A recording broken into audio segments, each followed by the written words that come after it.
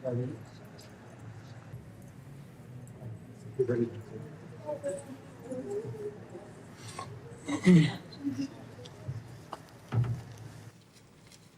जी की चुनरी है, ले ले।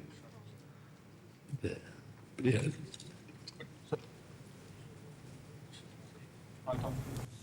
राधे राधे महाराज। राधे राधे राधे। आज एक छोटा सा गोपाष्टमी उत्सव है, अभी 29 तारीख का, कल का। एक अपना ब्रज में गौ माता का अस्पताल है। बहुत सुंदर, बहुत सुंदर। आपका आशीर्वाद। हाँ, बहुत सुंदर। नहीं, हॉस्पिटल है हमारे जी, जहाँ जो गौ माताओं का उपचार वगैरह। बहुत उत्तम बात है। धन की सो धन धन्य प्रथम गति जाकी। उत्तम धन की सार्थकता यही है कि जैसे जिन गौओं की सेवा नहीं होती या जो गौएं असमर्थ हैं, रोगी हैं, उनके दुख निवारण की बहुत बड़ी बात है। खूब भाव से चलो, भगवान का यश गाओ और स्वयं नाम जप करो और धर्म से चलो। जीवन का यही लाभ है। और जितना परोपकार कर सको, अर्थ बढ़े, तो ऐसे ही परोपकार करना चाहिए। जैसे कर रहे हो ऐसे परोपकार करना चाहिए। बहुत सुंदर है। आपकी कृपा बनी रहे बाबा। हाँ, बिल्कुल। भगवान की जिस पर कृपा होती है ना, तो सब कृपा उन्हीं की कृपा से। जा पर कृपा राम की होई, ता पर कृपा करे। तो खूब नाम जप करो, भगवत पार्षद हो, अपने स्वरूप का चिंतन करो और परमार्थ करो।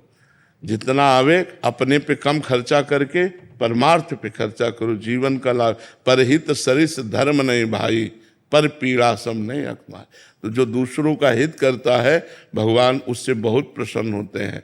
जटायु जी से कह रहे हैं, मेरी कृपा से तुम परम पद प्राप्त नहीं कर रहे, हे तात, अपनी करनी से तुम परम पद प्राप्त कर रहे हो। तुमने जो सिया जी की रक्षा रूपी करनी की, उससे परम पद प्राप्त कर रहे हो।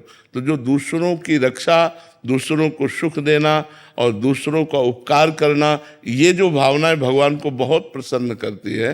तो इसलिए बहुत सुंदर बात की जो गौओं की सेवा की, ये बहुत उत्तम बात है। बाबा, कभी कभी एक भाव आता है कि ब्रज में जन्म दिया है, हमारा खाम्बी ब्रज में आता है गाँव। ये ठाकुर जी की सेवा है नाम जप की, लेकिन ब्रज में जन्म लेने के बाद भी ऐसी सेवा दी है कि ब्रजवास नहीं होता। हाँ, देखो, अगर हम ब्रजेंद्र नंदन के आश्रित हैं और ब्रज किशोरी के चरणों का चिंतन करते हैं और हमें ये सेवा मिले कि हम जा जा करके समाज के सोए हुए लोगों को जगाकर नाम रूप लीला धाम में लगाए, तो हमें इस बात की पश्चाताप नहीं होना चाहिए कि हमें धाम वास नहीं मिल रहा, ब्रज 84 कोष में वास नहीं मिल रहा। हम उनकी सेवा में ही तत्पर हैं। बहुत से हमारे सिद्ध महापुरुष बाहर जा जा करके लोगों को जागृत किया है। अगर संत, वैष्णव, भागवत प्रवक्ता, रासाचार्य ये ना जाए ना, तो कोई वृंदावन को और प्रभु की तरफ हाँ जाने ही ना। बहुत से सोए हुए लोग हैं जिनको घसीट करके भागवताचार्य वृंदावन लाए, जिनको घसीट कर रासाचार्य वृंदावन लाए।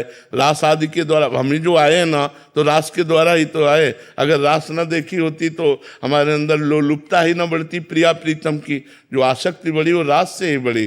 तो भागवत है, रास है, ये जा जा करके जो बाहर, अब जैसे रासाचार्य जन्मे ब्रज में और अधिक समय बाहर ही व्यतीत होता है, यहाँ रास वहाँ रास, ऐसे भागवताचार्य का है, यहाँ भागवत वहाँ भागवत। तो हम भगवान का जस गा रहे हैं और भगवान के पार्षद हैं। हमारा चाहे जहाँ शरीर छूटे, हम धाम में ही जाएंगे, धाम से बिलग नहीं जाएंगे। ये दृढ़ विश्वास होना चाहिए। हम धामवासी नहीं हो पाए, लेकिन धाम उपासी तो हैं।